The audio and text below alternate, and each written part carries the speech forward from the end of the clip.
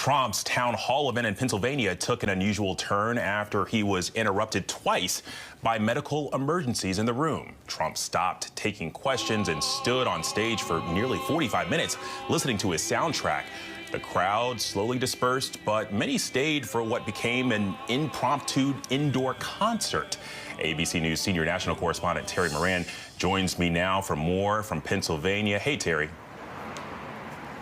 Hey, Alex. So Donald Trump came here to the suburbs of Philadelphia, one of the critical battlegrounds in this battleground state, looking for votes. And it was scheduled to be this town hall event where he would be taking questions and listening to voters. And it turned into something else, as you say, when the candidate turned into a DJ.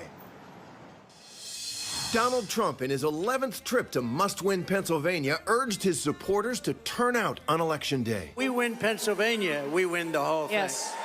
In a town hall-style event in the western suburbs of Philadelphia, the former president stuck to his top issues, attacking Vice President Harris over inflation and immigration. He pledged to shut the southern border, end Russia's war in Ukraine, lower prices at the grocery store, and bring down interest rates to 2%, while providing few details on how he'd accomplish all that. People don't think of grocery. It sounds like not such an important word when you talk about homes and everything else, right? But more people tell me about grocery bills, where the price of bacon, the price of lettuce, the price of tomatoes, they tell me.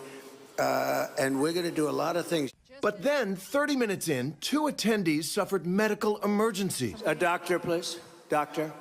The incidents shifted the mood, prompting Trump to cut the question short and instead play some of his favorite music. How about this?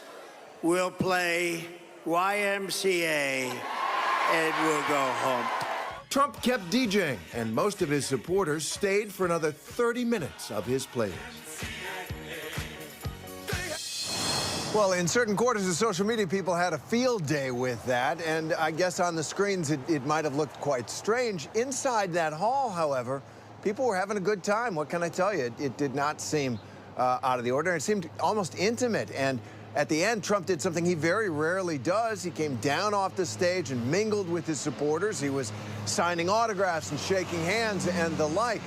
Today, he's doing an interview with Bloomberg in Chicago, and then he's heading to another